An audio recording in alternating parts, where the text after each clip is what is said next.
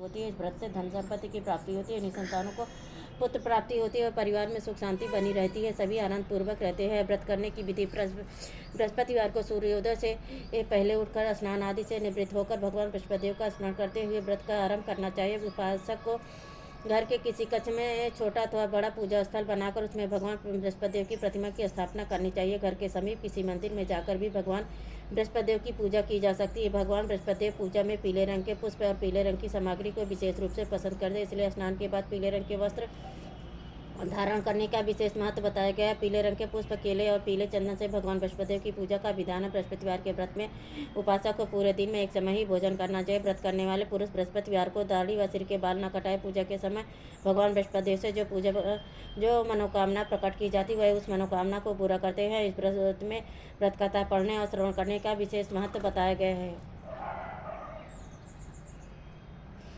प्राचीन समय की बात है। भारत में एक राजा राज्य करता था। वह बड़ा प्रतापी तथा दानी था। वह नित्य प्रति मंदिर में भगवत दर्शन करने जाता था। वह ब्राह्मण और गुरु की सेवा किया करता था। उसके द्वार से कोई भी याचक निराश होकर नहीं लौटता था। वह प्रत्येक गुरुवार को व्रत रखता एवं पूजन करता, परंतु यह सब बातें उसकी रानी को अच्छी नहीं लगती थी। वह न व्रत करती और न किसी को एक भी पैसा दान में देती थी।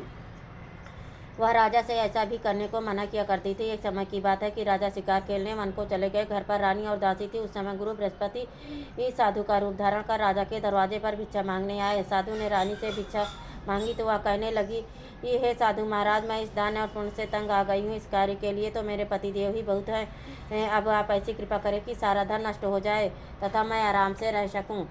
साधु रूपी बृहस्पतिदेव ने कहा, हे देवी, तुम बड़ी विचित्र हो। संतान और धन से कोई दुखी नहीं होता, इसको सभी चाहते हैं। पापी भी पुत्र और धन की इच्छा करता है। अगर तुम्हारे पास धन अधिक है तो भूखे मनुष्य को भोजन कराओ, प्याऊ लगाओ, ब्राह्मणों को दान दो, धर्मशालाएं बनवाओ, कुआं, तालाब, बाड़ी, बाग बगीचे आदि का निर्माण कराओ तथा निर्धनों की कुंवारी कन्याओं का विवाह कराओ। साथ ही यज्ञ आदि करो। इस प्रकार के कर्मों से आपके कुल का और आपका नाम परलोक में सार्थक हो गए एवं स्वर्ग की प्राप्ति हो गई। परंतु रानी साधु की इन बातों से खुश नहीं हुई। इसने कहा, हे साधु महाराज, मुझे ऐसे धन की आवश्यकता नहीं है जिसको मैं अन्य लोगों को दान दूं तथा जिसको रखने में और संभालने में ही मेरा सारा समय नष्ट हो जाए। साधु ने कहा, हे देवी, यह तुम्हारी ऐसी ही इच्छा है तो मैं जैसा तुम्हें बताता हूँ वैसा ही करना। बृहस्पतिवार के दिन घर को गोबर से लीपना, अपने केशों को पीली मिट्टी से धोना, केशों को धोते समय स्नान करना, राजा से कहना वह हजामत करवाए, भोजन में मांस मदिरा खाना, कपड़ा धोबी के यहाँ धुलने को देना। इस प्रकार 7 बृहस्पतिवार करने से तुम्हारा सारा धन नष्ट हो जाएगा। यह कह साधु महाराज रूपी बृहस्पतिदेव अंतर्ध्यान हो गया। रानी ने साधु के कहने के अनुसार 7 बृहस्पतिवार तक वैसा ही करने का विचार किया। साधु के बताए अनुसार कार्य करते हुए केवल 3 बृहस्पतिवार ही बीते थे कि उसकी रानी उसकी समझ धन संपत्ति नष्ट हो गई। भोजन के लिए दोनों समय परिवार तरसने लगा तथा संसारिक भोगों से दुखी रहने लगा। तब राजा ने रानी से कहा, हे रानी, तुम यहाँ पर रहो, मैं परदेश जा रहा हूँ, वहाँ कोई काम धंधा करूँगा, शायद हमारा भाग्य बदल जाए। ऐसा कहकर राजा परदेश चला गया। वह जंगल से लकड़ी काट कर लाता और शहर में बेचकर अपना जीवन व्यतीत करने लगा। इधर राजा के बिना और दासी यहाँ दुखी रहने लगी। किसी दिन भोजन मिलता और किसी दिन जल पीकर ही रह जाती। एक समय रानी और दासियों को 7 दिन बिना भोजन के व्यतीत करना पड़ा तो रानी ने अपनी दासी से कहा, यहाँ पास ही के नगर में मेरी बहन रहती है, वह बड़ी धनवान है, तू उसके पास जा और वहाँ से 5 सेर बेझर के मांग ले आ, जिससे कुछ समय के लिए गुजर हो जाएगा। दासी रानी की बहन के पास गई। रानी की बहन उस समय पूजा कर रही थी। बृहस्पतिवार का दिन था। दासी ने रानी की बहन से कहा, हे रानी, मुझे आपकी बहन ने भेजा है, मुझे 5 सेर बेझर दे दो। दासी ने यह बात अनेक बार कही, परंतु रानी की बहन ने कोई उत्तर नहीं दिया, क्योंकि वह उस समय बृहस्पतिवार की कथा सुन रही थी। जब दासी को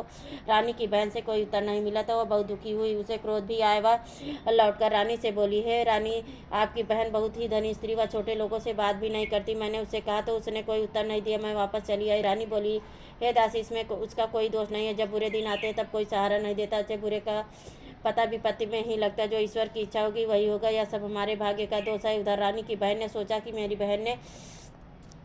मेरी बहन की दासी आई थी, परंतु मैं उससे नहीं बोली, इससे वह बहुत दुखी हुई होगी। अतः कथा सुन विष्णु भगवान का पूजन समाप्त कर वह अपनी बहन के घर आई और कहने लगी, हे बहन, मैं बृहस्पतिवार का व्रत कर रही थी, तुम्हारी दासी हमारे घर गई थी, परंतु जब तक कथा होती है तब तक हम लोग ना उठते हैं और ना बोलते हैं, इसलिए मैं नहीं बोली। कहो दासी, क्यों गई थी? रानी बोली, बहन, हमारे घर अनाज नहीं था, वैसे तुमसे कोई बात छिपी नहीं, इस कारण मैंने दासी को तुम्हारे पास 5 सेर बेजा लेने के लिए भेजा था। रानी की बहन बोली, बहन, बृहस्पति भगवान सबकी मनोकामना पूर्ण करते हैं। देखो को शायद तुम्हारे घर में अनाज रखा हो। यह सुनकर दासी घर के अंदर गई तो वहाँ से उसे एक घड़ा बेझर का भरा मिल गया। उसे बड़ी हैरानी हुई क्योंकि उसने एक एक बर्तन देख लिया था। उसने बाहर आकर रानी को बताया। दासी अपनी रानी से कहने लगी, हे रानी देखो, वैसे जब हमको अन्न नहीं मिलता तो हम रोज ही व्रत करते हैं। अगर इनसे व्रत की विधि और कथा पूछ ली जाए तो उसे हम भी किया करेंगे। दासी के कहने पर रानी ने अपनी बहन से बृहस्पतिवार व्रत के बारे में पूछा। उसकी बहन ने बताया, हे रानी, बहन बृहस्पतिवार को सूर्योदय से पूर्व उठकर स्नान करके बृहस्पतिवार का व्रत करना चाहिए, लेकिन उस दिन सिर नहीं धोना चाहिए। बृहस्पतिवार के व्रत में चने की दाल और मुनक्का से विष्णु भगवान का केले के वृक्ष की जड़ में पूजन करे तथा दीपक जलाए। उस दिन एक ही समय भोजन करे।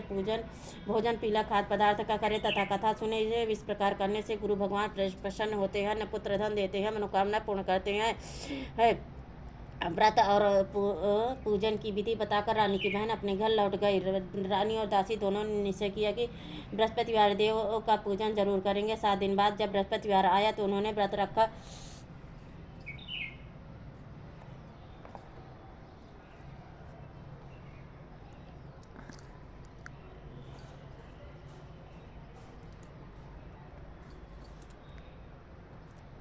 7 दिन बाद जब बृहस्पतिवार आया तो उन्होंने व्रत रखा। गुड़साल में जाकर चना और गुड़ मिलाई तथा उसकी दाल से केले की जड़ तथा भगवान का पूजन किया। अब भोजन पीला कहाँ से आए? दोनों बड़ी दुखी हुई, परंतु उन्होंने व्रत किया। इस कारण बृहस्पति देव भगवान प्रसन्न थे। एक साधारण व्यक्ति के रूप में वे 2 थालों में सुंदर पीला भोजन लेकर आए और दासी को देकर बोले, हे दासी, यह भोजन तुम्हारे और रानी के लिए, तुम दोनों करना। दासी भोजन पाकर बड़ी प्रसन्न हुई और रानी से बोली, रानी जी भोजन कर लो। रानी को भोजन आने के बारे में कुछ पता नहीं था, इसलिए वह दासी से बोली, जा तू ही भोजन कर, क्यों तू हमारी व्यर्थ में हंसी उड़ाती है? दासी बोली, एक व्यक्ति भोजन दे गया है। रानी कहने लगी, वह भोजन तेरे लिए दे गया है, तू ही भोजन कर। दासी ने कहा, वह व्यक्ति हम दोनों के लिए 2 थालों में भोजन दे गया है, इसलिए मैं और आप दोनों ही साथ साथ भोजन करेंगे। दोनों ने गुरु भगवान को नमस्कार कर भोजन प्रारंभ किया। उसके बाद से वह प्रत्येक बृहस्पतिवार को गुरु भगवान का व्रत और पूजन करने लगी। बृहस्पति भगवान की कृपा से उनके पास धन हो गया, परंतु रानी फिर से पहले की तरह आलस करने लगी। तब दासी बोली, देखो रानी, तुम पहले भी इस प्रकार आलस करती थी, तुम्हें धन के रखने में कष्ट होता था, इस कारण सभी धन नष्ट हो गया। अब गुरु भगवान की कृपा से धन मिला है तो वो तुम्हें फिर आलस होता है। बड़ी मुसीबतों के बाद हमने यह धन पाया, इसलिए हमें दान पुण्य करना चाहिए। तुम भूखे मनुष्य को भोजन कराओ, प्याऊ लगवाओ, ब्राह्मणों को दान दो, कुआं तालाब बाड़ी बगीचे आदि का निर्माण कराओ, मंदिर पाठशाला बनवा कर दान दो, कुंवारी कन्याओं का विवाह कराओ, धन को शुभ कार्यों में खर्च करो, जिससे तुम्हारे कुल का यश बढ़े तथा स्वर्ग प्राप्त हो, फिर तन प्रसन्न हो। दासी की बात मानकर रानी ने इसी प्रकार के कर्म करने प्रारंभ किए। इससे उसका काफ़ी यश फैलने लगा। एक दिन रानी और दासी आपस में विचार करने लगी कि न जाने राजा किस दशा में होंगे, उनकी कोई खोज खबर नहीं है। गुरु भगवान से उन्होंने प्रार्थना की और भगवान ने रात्रि में राजा को स्वप्न में कहा, हे राजा, उठ, तेरी रानी तुझको याद करती है, अब अपने देश को लौट जा। राजा प्रातःकाल उठकर जंगल से लकड़ियाँ काट कर लाने के लिए जंगल की ओर चल पड़ा। जंगल से गुजरते हुए वह सोचने लगा कि रानी की गलती से उसे कितने दुख भोगने पड़े। राजपाट छोड़कर उसे जंगल में आकर रहना पड़ा।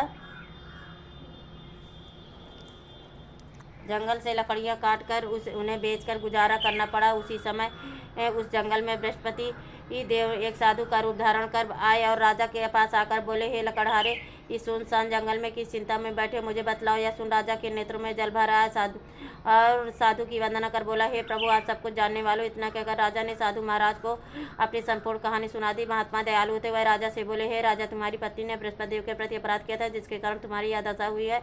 अब तुम किसी बात की चिंता मत करो, भगवान बृहस्पति देव तुम्हें पहले से अधिक धन देंगे। तुम देखो, तुम्हारी पत्नी ने बृहस्पतिवार का व्रत प्रारंभ कर दिया। अब तुम भी बृहस्पतिवार का व्रत करके चने की दाल और गुड़ जल के लोटे में डालकर केले का पूजन करो और फिर कथा कहो या सुनो, भगवान तुम्हारी सब मनोकामना को पूर्ण करेंगे। साधु को प्रसन्न देखकर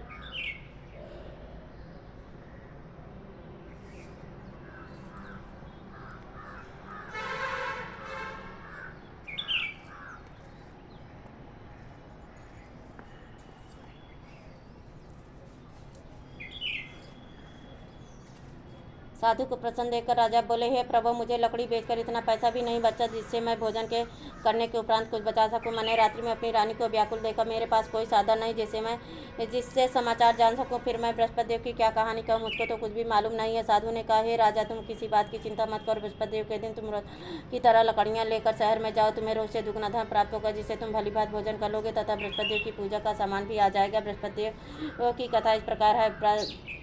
बृहस्पति देव की कथा। प्राचीन काल में एक बहुत ही निर्धन ब्राह्मण था। उसके कोई संतान नहीं थी। वह नित्य पूजा पाठ करता, परंतु उसकी स्त्री बहुत मलिनता के साथ रहती। वह न स्नान करती और न किसी देवता का पूजन करती। प्रातःकाल उठते ही सर्वप्रथम भोजन करती, बाद में कोई अन्य कार्य करती। ब्राह्मण देवता बहुत दुखी रहते थे। पत्नी को बहुत समझाते, किंतु उसका कोई परिणाम न निकलता। भगवान की कृपा से ब्राह्मण की स्त्री को कन्या उत्पन्न हुई। वह कन्या अपने पिता के घर में बड़ी होने लगी। वह बालिका प्रातः स्नान करके भगवान विष्णु का जप करती। वह बचपन से ही बृहस्पतिवार का व्रत भी करने लगी। पूजा पाठ समाप्त कर स्कूल जाते समय अपनी मुट्ठी में जौ भर कर ले जाती और पाठशाला जाने के मार्ग से में डालती जाती। वही जब स्वर्ण के हो जाते तो वह लौटते समय उनको बीनकर घर ले जाती। एक दिन वह बालिका सूप में उन सोने के जौ को फटक कर साफ कर रही थी। तभी उसकी माँ ने देख लिया और कहा, हे बेटी, सोने की जौ को फटकने के लिए सोने का सूप होना चाहिए। दूसरे दिन गुरुवार था। इस कन्या ने व्रत रखा और बृहस्पति देव से प्रार्थना करके कहा, हे प्रभु, यदि मैंने सच्चे मन से आपकी पूजा करी हो तो मुझे सोने का सूप दे दो। बृहस्पति देव ने उसकी प्रार्थना स्वीकार कर ली। रोजाना की तरह वह कन्या को जौ फैलाती हुई स्कूल चली गई। स्कूल से लौटकर जब वह जौ बीन रही थी तो बृहस्पति देव की कृपा से उसे सोने का सूप मिला। उससे वह घर ले आई और उसे वह जौ साफ करने लगी, परंतु उसकी माँ का वही ढंग रहा। एक दिन की बात है कि वह कन्या सोने के सूप में जौ को साफ कर रही थी। तो उस समय उस नगर का राजकुमार वहां से होकर निकला। उस कन्या के रूप और सोने के सूप में जौ को साफ करते देखकर वह उस कन्या पर मोहित हो गया। राजमहल आकर वह भोजन तथा जल त्याग कर उदास होकर लेट गया। राजा को जब राजकुमार द्वारा अन्न जल त्यागने का समाचार ज्ञात हुआ तो अपने मंत्रियों के साथ वह अपने पुत्र के पास गए और बोले, हे पुत्र, तुम्हें किस बात का कष्ट है? किसी ने अपमान किया था? कोई और कारण है? मुझे बताओ, मैं वही करूँगा जिससे तुम्हें प्रसन्नता हो। राजकुमार ने अपने पिता की बातें सुनी तो वह बोला, मुझे आपकी कृपा से किसी बात का दुख नहीं है। किसी ने मेरा अपमान भी नहीं किया, परंतु मैं उस लड़की के साथ विवाह करना चाहता हूँ जो सोने के सूप में जौ को साफ कर रही थी। यह सुन राजा आश्चर्य में पड़ गया और बोला, हे बेटा, इस तरह की कन्या का पता तुम ही लगाओ। मैं आप उसके साथ तुम्हारा विवाह अवश्य ही करा दूंगा। राजकुमार ने राजा को उस लड़की के घर का पता बतलाया। मंत्री उस लड़की के घर गया और राजा का आदेश ब्राह्मण को सुनाया। कुछ दिन बाद ब्राह्मण की कन्या का विवाह राजकुमार के साथ संपन्न हो गया। कन्या के घर से जाते ही उस ब्राह्मण देवता के घर में पहले की बात गरीबी का निवास हो गया। भोजन के लिए भी अन्न बड़ी मुश्किल से मिलता है। एक दिन दुखी होकर ब्राह्मण अपनी पुत्री से मिलने गया। बेटी ने पिता की दुखी अवस्था को देखा और अपनी माँ का समाचार पूछा। ब्राह्मण ने सभी हाल कहा। कन्या ने बहुत सा धन देकर अपने पिता को विदा कर दिया। इस तरह ब्राह्मण कुछ समय सुखपूर्वक व्यतीत होने लगा। लेकिन कुछ दिन बाद फिर वही हाल हो गया। ब्राह्मण फिर कन्या के यहाँ गया और सभी हाल कहा तो पुत्री बोली, हे पिताजी, अब माता जी को यहाँ लिवा लाओ, मैं उन्हें विधि बता दूंगी जिससे गरीबी दूर हो जाए। ब्राह्मण देवता अपनी स्त्री के साथ लेकर अपनी पुत्री के पास राजमहल पहुँचे तो अपनी पुत्री अपनी माँ को समझाने लगी, हे माँ, तुम प्रातःकाल उठकर प्रथम स्नान आदि करके विष्णु भगवान का पूजन करो, सब दरिद्रता दूर हो जाएगी। परंतु उसकी माँ ने उसकी एक बात नहीं मानी। वह प्रातःकाल उठकर अपनी पुत्री का बचा जूठन खा लेती थी। एक दिन उसकी पुत्री को बहुत गुस्सा आया। उसने एक रात एक कोठरी से सारा सामान निकाल दिया और अपनी माँ को उसमें बंद कर दिया। प्रातः उसमें से उसे निकाला तथा स्नान आदि करा के पूजा पाठ करवाया तो उसकी माँ की बुद्धि ठीक हो गई। उसके बाद वह नियम से पूजा पाठ करती और प्रत्येक बृहस्पतिवार को व्रत रखने लगी। इस व्रत के प्रभाव से उसकी माँ भी बहुत धनवान हो गई और बृहस्पति देवता के प्रभाव से स्वर्ग को गई। वह ब्राह्मण भी सुखपूर्वक इस लोक का सुख भोग कर स्वर्ग को प्राप्त हुआ। इस तरह कहानी कहकर साधु देवता वहाँ से लोप हो गए। धीरे धीरे समय व्यतीत होने पर फिर बृहस्पतिवार का दिन आया। राजा जंगल से लकड़ी काटकर किसी शहर में बेचने गया। उसे उस दिन और दिनों से अधिक धन मिला। राजा ने चना गुड़ आदि लाकर बृहस्पतिवार का व्रत किया। उस दिन से उसके सभी क्लेश दूर हुए। परंतु जब अगला गुरुवार आया तो वह बृहस्पतिवार का व्रत करना भूल गए। इस कारण बृहस्पति भगवान नाराज हो गए। उस दिन उस नगर के राजा ने विशाल का आयोजन किया तथा अपने समस्त राज्य में घोषणा करवा दी कि कोई भी मनुष्य अपने घर में भोजन न बनाए तथा आग भी न जलाए। समस्त लोग मेरे यहाँ भोजन करने आए। इस आज्ञा को जो न मानेगा उसको फांसी की सजा दी जाएगी। राजा की आज्ञा अनुसार राज्य के सभी वासी राजा के भोज में सम्मिलित हुए, लेकिन लकड़हारा कुछ देर से पहुंचा, इसलिए राजा उसको अपने साथ महल में ले गए। जब राजा लकड़हारे को भोजन करा रहे थे तो रानी की दृष्टि उस खूंटी पर पड़ी जिस पर उसका हार लटका हुआ था। उसे हार खूंटी पर लटका दिखाई नहीं दिया। रानी को निश्चय हो गया कि मेरा हार इसी लकड़हारे ने चुरा लिया। उसी समय सैनिक बुलवाकर उसको जेल में डलवा दिया। जब लकड़हारा जेल खाने में गया तो बहुत दुखी होकर विचार करने लगा कि न जाने कौन से पूर्व जन्म के कर्म से मुझे यह दुख प्राप्त हुआ है और उसी शादी को याद करने लगा जो जंगल में मिला था। तत्काल बृहस्पति देव ने साधु के रूप में प्रकट हो गया। उसकी दशा को देखकर कहने लगे, अरे मूर्ख, तूने बृहस्पति देव की कथा नहीं कही, इसी कारण तुझे दुख प्राप्त हुआ है। अब चिंता मत कर, बृहस्पतिवार के दिन जेल खाने के दरवाजे पर 4 पैसे पड़े मिलेंगे, उनसे तू बृहस्पति देव की पूजा करना, तेरे सभी कष्ट दूर हो जाएंगे। अगले बृहस्पतिवार को उसे जेल के द्वार पर 4 पैसे मिले। राजा ने पूजा का सामान मंगवा कर कथा कही और प्रसाद बांटा। उसी रात्रि को बृहस्पति देव ने उस नगर के राजा को सपने में कहा, हे राजा, तूने जिस आदमी को जेल खाने में बंद कर दिया वह निर्दोष राजा है, उसे छोड़ देना। रानी का हार उसी खूंटी पर लटका हुआ, अगर तू ऐसा नहीं करेगा तो मैं तेरे राज्य को नष्ट कर दूंगा। राजा प्रातःकाल उठा और खूंटी पर हाथ टंगा देखकर लकड़हारे को बुलाकर क्षमा मांगी तथा राजा के योग्य सुंदर वस्त्र आभूषण भेंटकर उसे विदा किया। गुरुदेव की आज्ञा अनुसार राजा अपने नगर को चल दिया। राजा जब नगर के निकट पहुंचा तो उसे बड़ा ही आश्चर्य हुआ। नगर में पहले से अधिक बाग, तालाब और कुएं तथा बहुत सी धर्मशालाएं, मंदिर आदि बने हुए थे। राजा ने पूछा कि इसका बाग और धर्मशाला है। तब नगर के सब लोग कहने लगे, यह सब रानी और दासी द्वारा बनवाए गए हैं। राजा को आश्चर्य हुआ और गुस्सा भी आया। जब रानी ने खबर सुनी कि राजा आ रहे तो उसने अपनी दासी से कहा, हे दासी, देख, राजा हमको कितनी बुरी हालत में छोड़ गए थे, वह हमारी ऐसी हालत देखकर लौट न जाए, इसलिए तू दरवाजे पर खड़ी हो जा। रानी की आज्ञा अनुसार दासी दरवाजे पर खड़ी हो गई। जब राजा आए तो उन्हें अपने साथ महल में लिवा लाई। राजा ने क्रोध करके अपनी तलवार निकाली और रानी से पूछने लगा, बताओ, तुम्हें यह धन तुम्हें कैसे प्राप्त हुआ? तब रानी ने बतलाया, हमें यह सब धन बृहस्पति देव के व्रत के प्रभाव से प्राप्त हुआ है। राजा ने तब निश्चय किया कि शायद रोज बात तो सभी बृहस्पति देव का पूजन करते हैं, परंतु मैं रोजाना दिन में 3 बार कथा कहा करूंगा तथा रोज व्रत किया करूंगा। अब हर समय राजा के दुपट्टे में चने की दाल बंधी रहती है तथा दिन में 3 बार कथा कहता है। एक रोज राजा ने विचार किया कि चले अपनी बहन के यहाँ हो आए। इस तरह का निश्चय कर राजा घोड़े पर सवार हो अपनी बहन के यहाँ चल दिया। राजमार्ग में उसने देखा कि कुछ आदमी एक मुर्दे को लिए जा रहे हैं। उन्हें रोक राजा ने कहा, अरे भाइयों, मेरी बृहस्पतिवार की कथा सुन लो। वही बोले, लो, हमारा तो आदमी मर गया, इसको अपनी कथा की पड़ी। परंतु कुछ आदमी बोले, अच्छा कहो, हम तुम्हारी कथा भी सुनेंगे। राजा ने दाल निकाली और कथा कहनी शुरू कर दी। जब कथा आदि हुई तो मुर्दा हिलने लगा और जब कथा समाप्त हुई तो राम राम करते हुए वह मुर्दा खड़ा हो गया। राजा आगे बढ़ा, उसे चलते चलते शर्म हो गई। आगे मार्ग में उसे एक किसान खेत में हल चलाता मिला। राजा उससे बोले, अरे भैया, तुम मेरी बृहस्पतिवार की कथा सुन लो। किसान बोला, जब तक मैं तेरी कथा सुनूंगा तब तक 4 हरैया जोत लूंगा, जा अपनी कथा किसी और को सुना। राजा आगे चलने लगा। राजा के हटते ही बैल पछाड़ खा कर गिर गए तथा किसान के एक पेट में बहुत जोर से दर्द होने लगा। उसी समय किसान की पत्नी रोटी लेकर आई। उसने जब यह देखा तो उसने अपने पुत्र से सब हाल पूछा। बेटे ने सभी हाल बता दिए। बुढ़िया दौड़ी दौड़ी उस घुड़सवार के पास गई और उससे बोली, मैं तेरी कथा सुनूंगी, तू अपनी कथा मेरे खेत पर चलकर ही कहना। राजा ने लौटकर बुढ़िया के खेत पर जाकर कथा कही, जिसको सुनते ही बैल खड़े हो गए तथा किसान के पेट का दर्द बंद हो गया। राजा अपनी बहन के घर पहुंचा गया। बहन ने भाई की खूब मेहमानी की। दूसरे रोज प्रातःकाल जागा तो वह देखने लगा कि सब लोग भोजन कर रहे हैं। राजा ने अपनी बहन से कहा, जब पूछा कि ऐसा कोई मनुष्य है जिसने भोजन ना किया हो तो मेरी बृहस्पतिवार की कथा सुन ले। तो बहन बोली, भैया, यह देश ऐसा ही है, पहले यहाँ के लोग भोजन करते हैं, बाद में अन्य काम करते हैं। अगर पड़ोस में कोई हो तो दिखाती हूँ। ऐसा कहकर बहन देखने चली, परंतु उसे कोई भी ऐसा व्यक्ति नहीं मिला जिसने भोजन न किया हो। वह एक कुम्हार के घर गई जिसका लड़का बीमार था। उसे मालूम हुआ कि उसके यहाँ 3 दिन से किसी ने भोजन नहीं किया। रानी ने अपने भाई की कथा सुनने के लिए कुम्हार से कहा। वह तैयार हो गया। राजा ने जाकर बृहस्पतिवार की कथा कही, जिसको सुनकर उसका लड़का ठीक हुआ। अब तो राजा की प्रशंसा होने लगी। एक दिन राजा ने अपनी बहन से कहा, हे बहन, मैं अपने घर जाऊँगा, तुम भी तैयार हो जाओ। राजा की बहन ने अपनी सास से अपने भाई के साथ जाने की आज्ञा मांगी। सास बोली, चली जा, परंतु अपने लड़कों को मत ले जाना, क्योंकि तेरे भाई को कोई संतान नहीं होती। बहन ने अपने भाई से कहा, हे भैया, मैं तो चलूंगी, परंतु कोई बालक नहीं जाएगा। राजा ने कहा, जब कोई बालक नहीं चलेगा तब तुम जाकर ही क्या करोगी? दुखी मन से राजा अपने नगर को लौट आया। राजा ने अपनी रानी से कहा, है हम निसंतान, इसलिए कोई हमारे घर आना पसंद नहीं करता।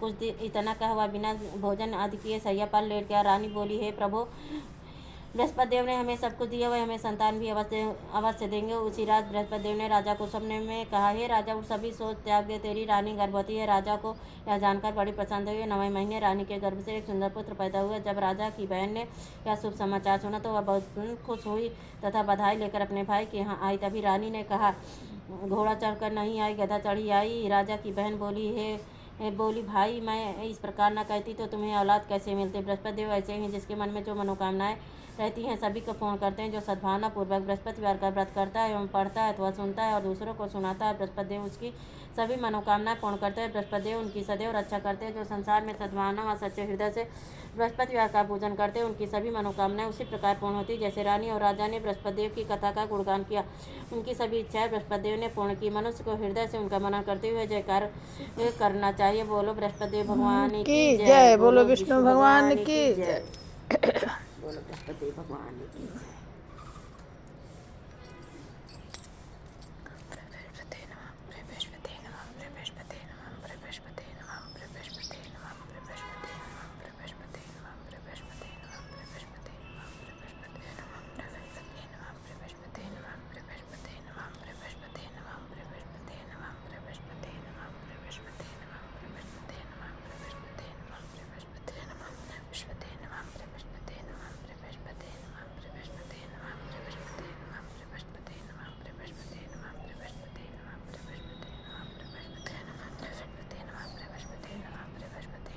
बृहस्पति नमः।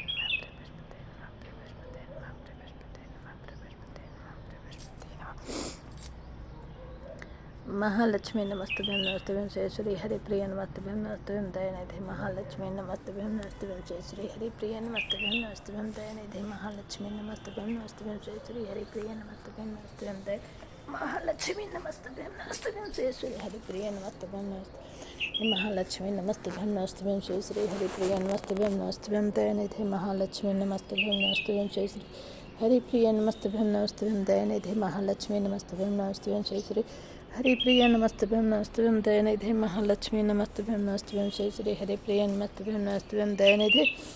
ओम जय बृहस्पति देवा स्वामी जय बृहस्पति देवा छिन छिन भोग लगाऊं छिन छिन भोग लगाऊं कदली फल मेवा।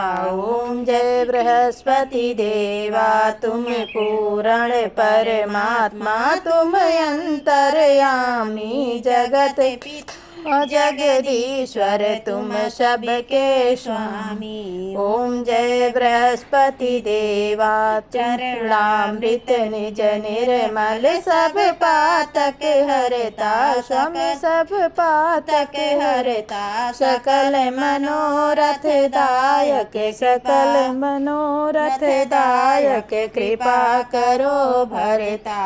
ओम जय बृहस्पति देवा तन मन धन अर्पण करे जो जन शरण पड़े प्रभु, जो जन शरण पड़े प्रभु प्रगट तब हो करे आकर द्वार खड़े। ओम जय बृहस्पति देवा दीन दयाल दयानिधि भक्तन हितकारी, पाप दोष सब हरता भव बंधन हारी। ओम जय बृहस्पति देवा सकल मनोरथ दायक सब संशय हारी, विषय विकार मिटाओ संतन सुखकारी। ओम जय बृहस्पति देवा जो कोई आरती तेरी प्रेम सहित गावे,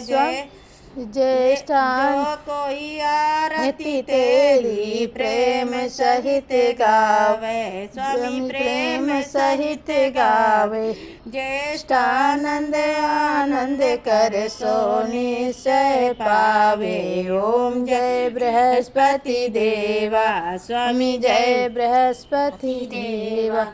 ओम जय जगदीश हरे स्वामी जय जगदीश हरे, भक्त जनों के संकट क्षण में दूर कर, जो धावे फल पावे दुख बिन से मन का सुख संपत्ति घर आवे, कष्ट मिटे तन का मात पिता तुम मेरे शर।